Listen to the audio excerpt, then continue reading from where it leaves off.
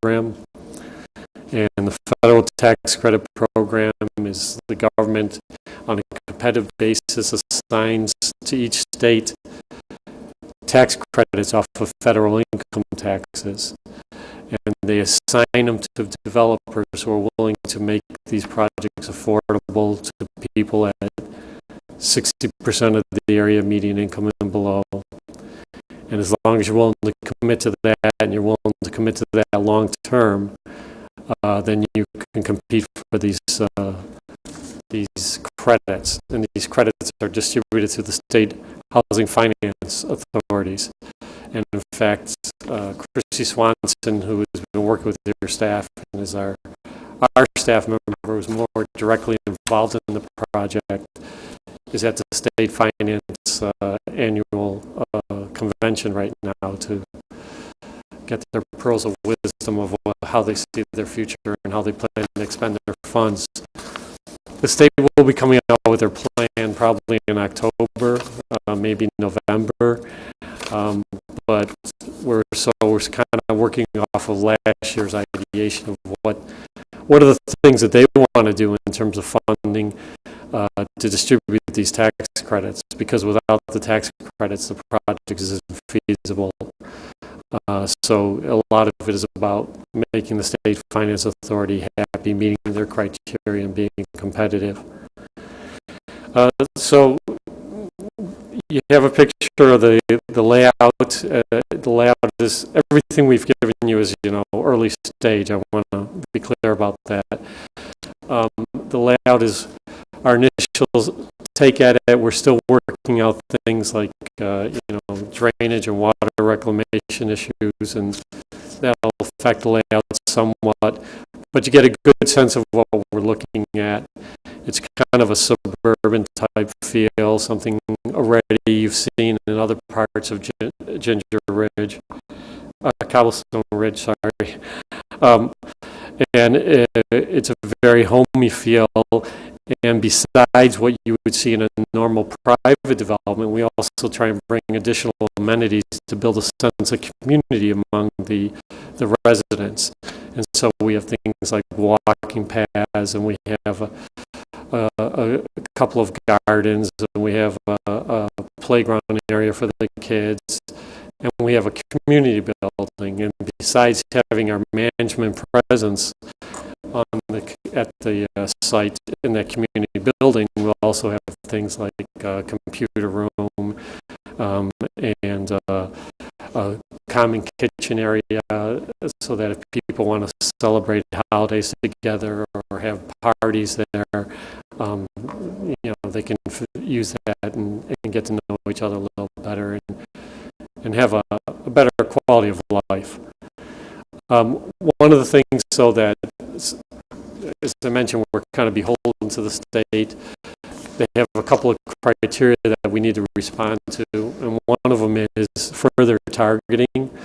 So while 75% of the project will be targeted to persons at 60% of the area median income, there's another 25% that will be targeted to a higher need population at 40% of the area median income. We have lower incomes, and we'll be seeking rental assistance in order to make that happen, and to make that affordable to them. To further make the project affordable, and they'll be integrated into the larger development so that the units will all be mixed and nobody will be able to tell one unit from another. The other thing that the state is really kind of requiring, and it became an education for us last year, as you know, it's not just a tax credit, but it's other government soft money that's being involved in this type of financing. There's multiple layers of financing usually. They call it lasagna financing. We'll have 5 or 6 different sources. Other additional lending money typically will come from the federal government, passed to the state finance authority, but the federal government is cutting back on those resources.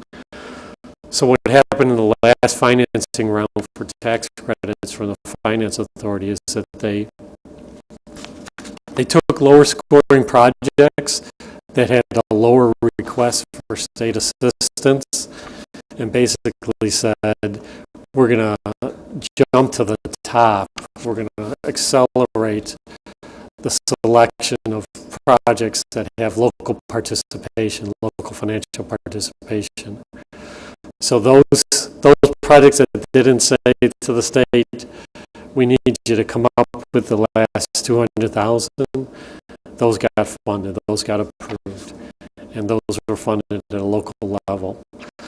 So they have specific scoring criteria, and one of them is what is the local community contributing.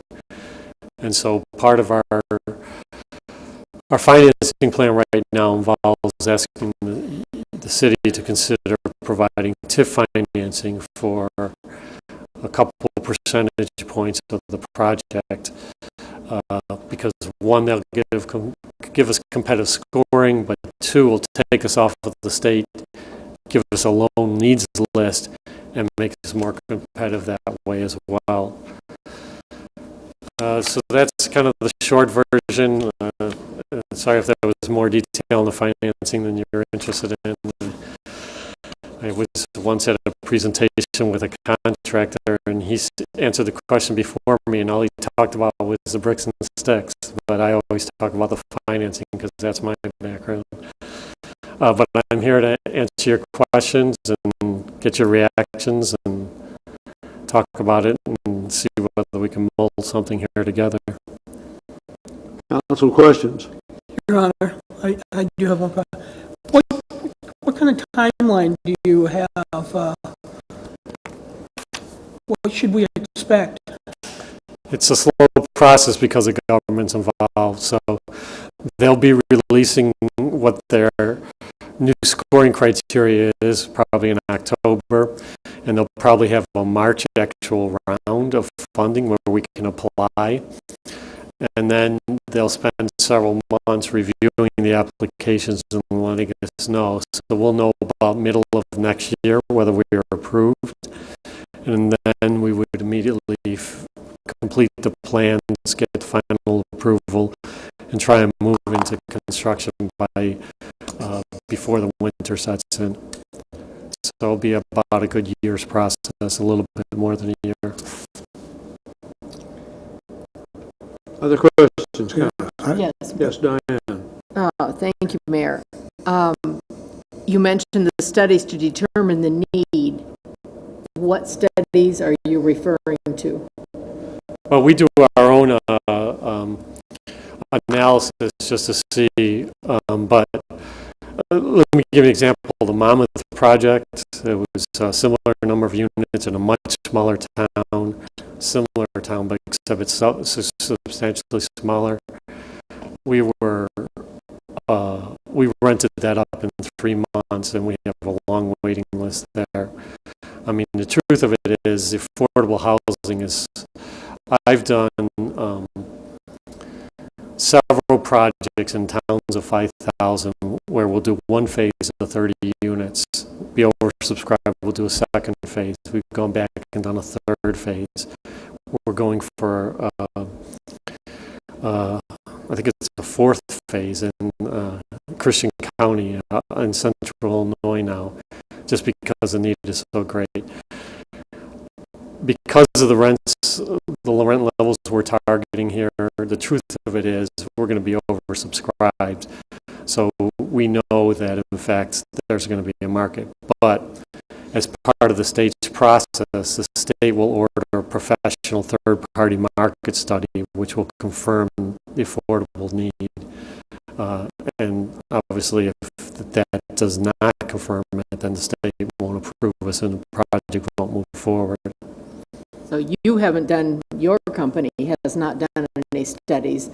You're not just waiting for the process to take place. It'll be mandated studies to determine whether there is a need in Muscatine. Well, we're confident of the need, otherwise we wouldn't put out these pre-development expenditures. So we're putting, if we move forward, we put a serious amount of money into the project. So we do, our own demographic analysis and so on. But the formal third-party need assessment that the state's going to rely on, they have to order that themselves. They don't allow us to provide them with it, so we do have to wait for that. Okay. And will the rent be on income-based rentals? For the 75%, no, we're going to fix the rents, and those will be as affordable as we can make it. And the reason they'll be affordable is because we'll have very little debt service on this. It'll be the tax credits covering most of the cost, a small private first loan, and then other grant type resources, so that, if we're only talking about maybe a $500,000 of first mortgage debt, then it makes it a lot more affordable because we just have to cover the operating costs.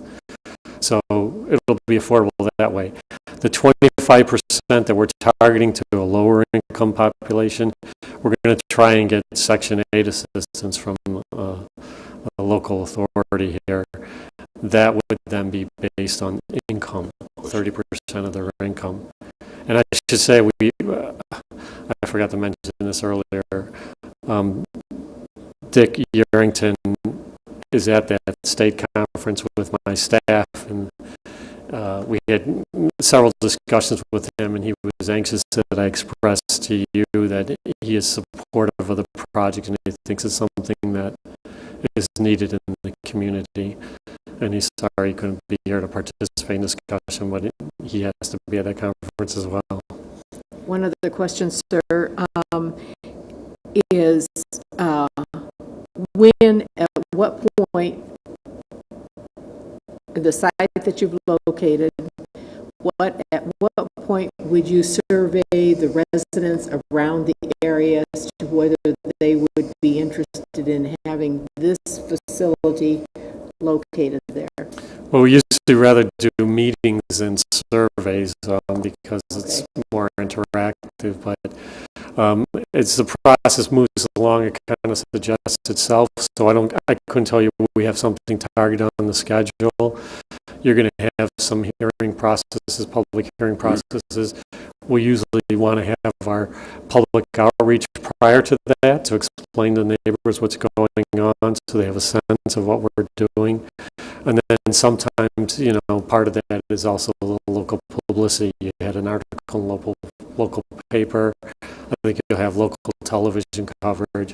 But we do plan on doing a public meeting, and it'll be prior to your own formal public meetings, so that close to the site, so that the neighbors can have all their questions answered, and we can have a dialogue with them.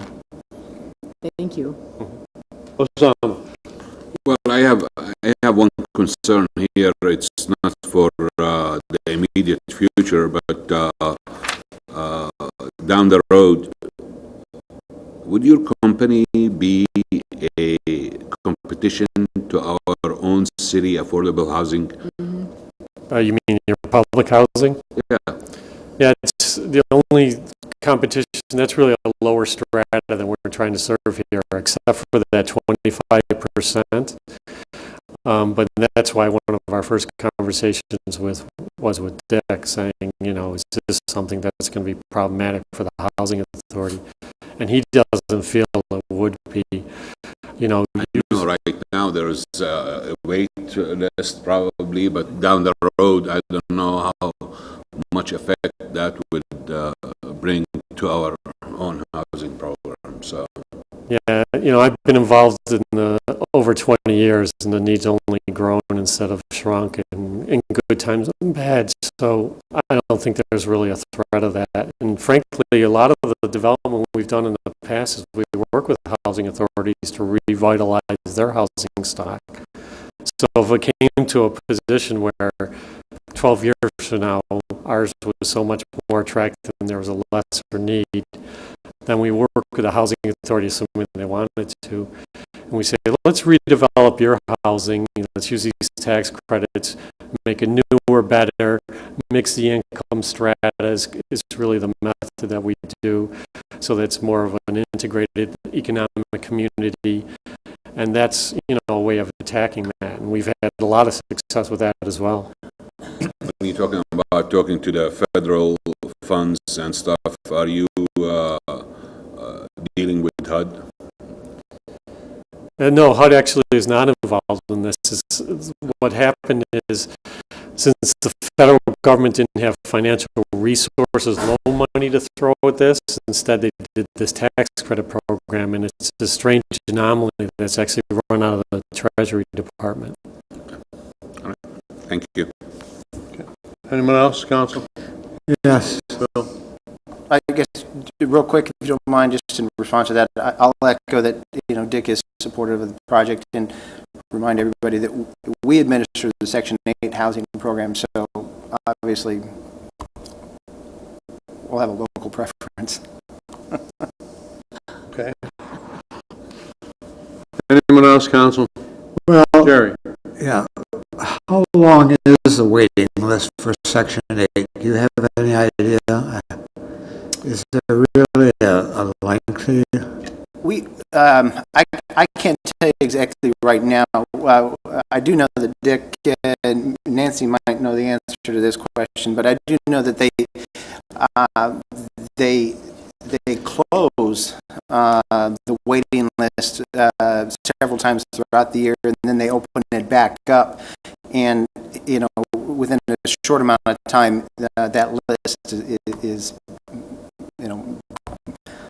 full again. So, but that happens multiple times throughout the year. I can't tell you the exact status right now. I probably don't know. Yeah. And this would not be our first foray into TIF and public housing. Is that right? Previous two forays with TIF include the MCC housing and the yet to be developed mall apartment complex. And the project is technically eligible for our basic program, 10-year, 50%. I don't know what value or income would be generated by the project at this point in time. I don't know what the assessed value would be, but based on $1 million, roughly 18,000 would be generated annually at the 50% rate. So over a 10-year period, you're talking about 180,000, which gets the minimum, not minimum, but the 2 points they're talking about in the packet. That's at a minimum, that's at $1 million increment. But again, I don't know what the exact assessed value would be at this point in time. So the precedent has been set as far as looking at public housing and TIF. It's a commercial project, so it meets our minimum requirements. It's not a single family housing, which would not at this time meet our minimum requirements. Then I wanted to ask, you talked about a year to get this going. You talked about a year. But how soon would you need a commitment from the city? Well, we need it before this March deadline for submitting to the state, so we have a little bit of time, but the sooner we can know, the sooner we can do the other things that are part of the plan. There's a lot of assembly has to occur. These applications are 12 pages of numbers followed by 50 exhibits. It's really kind of a lot of conglomeration. And before that March deadline, the city has several things that we would have to complete. We would have to amend our TIF district, for example, and we would also have to negotiate and enter into a TIF agreement. And we'd want to have that done prior to their application, because they'll need to commit, have a commitment from the city, and and it takes time to amend our TIF district as well. Further questions? Anyone? Nothing? Nothing? Thank you, Larry. Thank Thank you you. very much. We appreciate you being here. Appreciate the opportunity. Thanks. I'd suggest if you have any questions that come up from yourselves or residents, shoot those to me and I'll forward those on to Mr. Busteri. Okay, last item, Greg Friend, firing range improvements. Yes, we have Mr. Urek, who's got a PowerPoint presentation for us tonight. Bill, Nancy has a remote.